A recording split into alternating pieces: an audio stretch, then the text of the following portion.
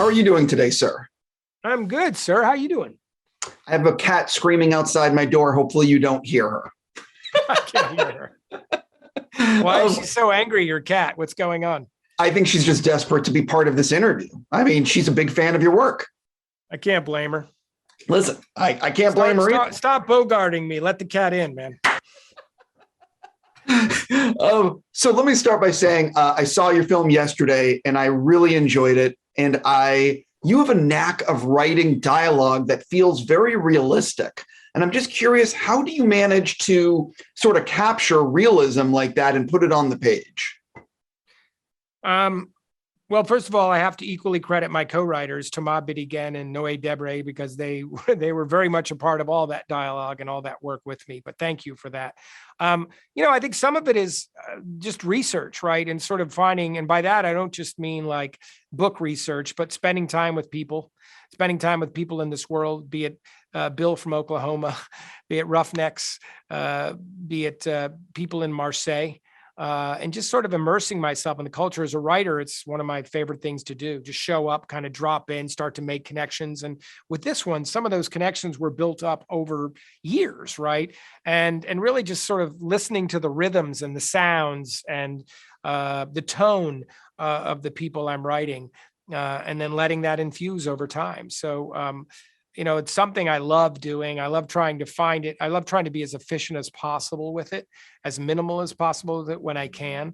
But it's really one of the great joys when those characters start to come alive and talk. It's just, it's one of the thrills of the job, quite frankly.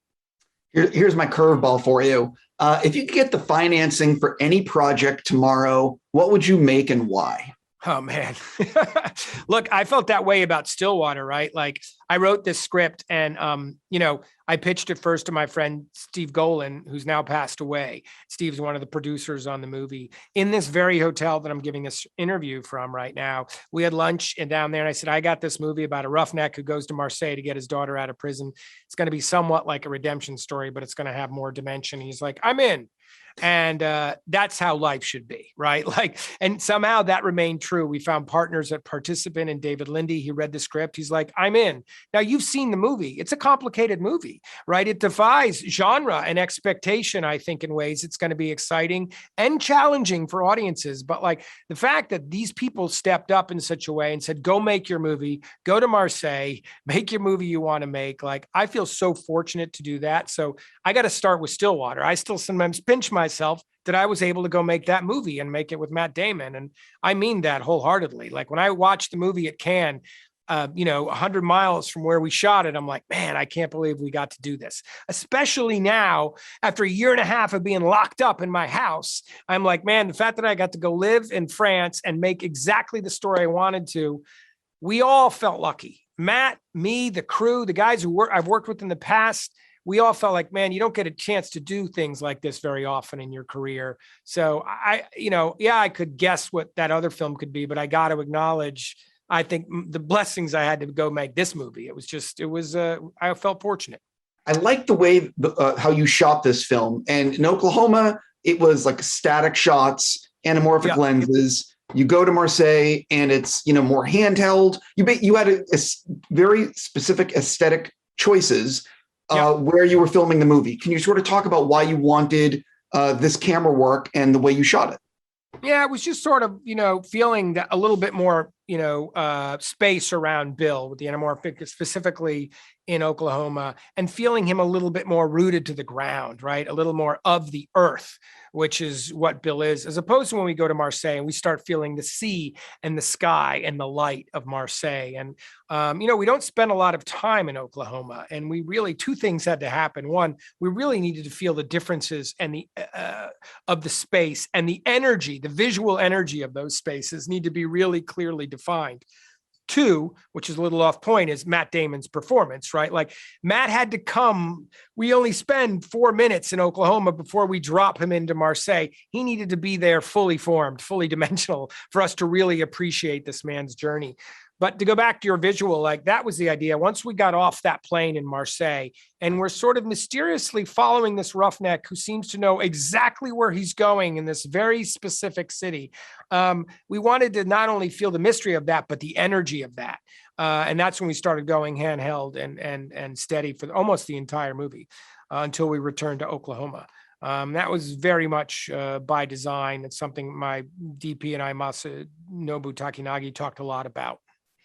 I'm always obsessed with learning about the editing because that's the final rewrite. And ultimately, it's where the movie comes together. It's make or break. Can you talk about the challenges you encountered in the editing room? Did you ever have a radically different version or, a different version of certain storylines?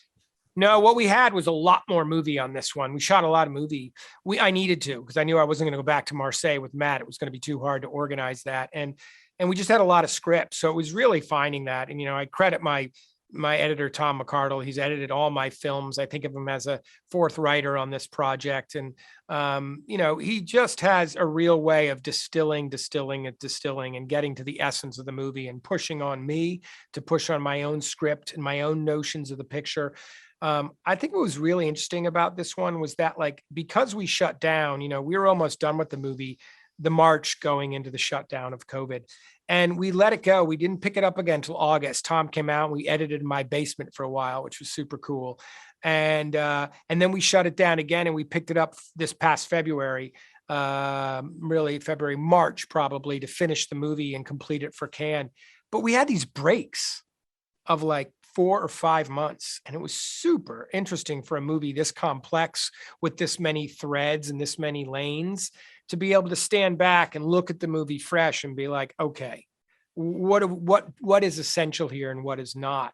And where are we losing our audience and where are we doing it right? Having that space from the movie and then being able to look at fresh was incredibly helpful. Did you ever have like a 3-hour cut that you were like super happy with? 3:05, I think. Really? But, by the way, the studio never was like, get your cut down. They were just like, we were doing it to ourselves. In fact, we went out to show the studio the cut last March, right before the shutdown.